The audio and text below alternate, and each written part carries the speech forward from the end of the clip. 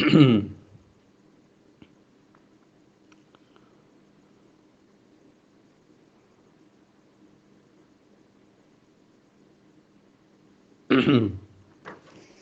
اللہ الرحمن الرحیم۔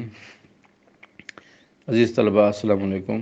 آج کا ہمارا سبق جو پچھلے ہم 4 ویڈیوز پہلی 4 لیکچرز ہم ہدایت النحو کے ترجمے کے دیکھ چکے ہیں، پڑھ چکے ہیں، ان کی نموداری کے بارے میں۔ نموداری یہ ہوتی ہے کہ آپ خاص ہیڈنگ بنا لیں اور انہی ہیڈنگز کو لے کر چلنا ہوتا ہے کہ ہم اپنے ٹاپک میں کہاں تک پہنچ چکے ہیں، تو اس کو نموداری کہتے ہیں۔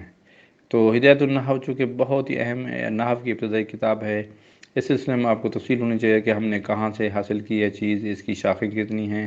ان تمام چیزوں کو سمجھنے کے لیے یہ چیز آپ کو سمجھنی پڑے گی۔ سب سے پہلے آپ نے دیکھا ہے موضوع علم نحو۔ علم نحو کا موضوع کیا ہے اور اس کا مقصد کیا ہے، یہ تعریفیں آپ پڑھ چکے ہیں۔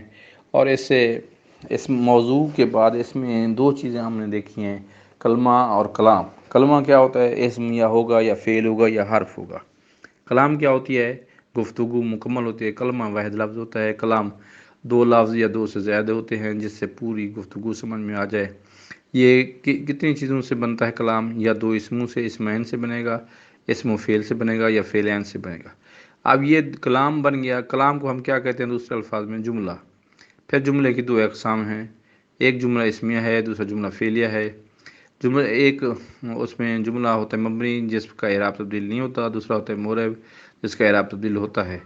اب اگر معرب ہو گیا جس کا اعراب تبدیل ہوگا تو اس کے اعراب کتنی قسم کے ہیں؟ 3 قسم کے اعراب ہیں، ضمۃ، فتحۃ اور کسرۃ۔ دوسرا ہے واو، یا اور الف۔ تیسرا ہے رفع، نصب اور جر۔ ضمۃ، فتحۃ اور کسرۃ جو پہلا اعراب ہے یہ مبنی اور معرب دونوں کے لیے استعمال ہوتا ہے۔ دوسرا اعراب جو ہے واو، یا اور الف، یہ اعراب بالحرکت ہوتے ہیں۔ تیسرا اعراب جو ہے وہ رفع، نصب اور جر جو ہے وہ معرب کے خاص ہوتا ہے، یعنی کہ وہ الفاظ جن کا اعراب ظاہر ہو تو وہ ان کے لیے یہ استعمال ہوتا ہے۔ یہ نموداری امید ہے آپ کو سمجھ آئی ہوگی۔ آگے ہم 2 3 چیپٹر کر کے نموداری کو سمجھیں گے تاکہ آپ لوگوں کو یہ شارٹ طریقے سے ان چیزوں کی جو ہے نا اہم ہیڈنگز یا جن کو آپ سرخیاں کہتے ہیں یہ آپ کو یاد ہو جائیں۔ امید ہے آپ کو آج کا لیکچر سمجھ آیا ہوگا۔ اللہ حافظ۔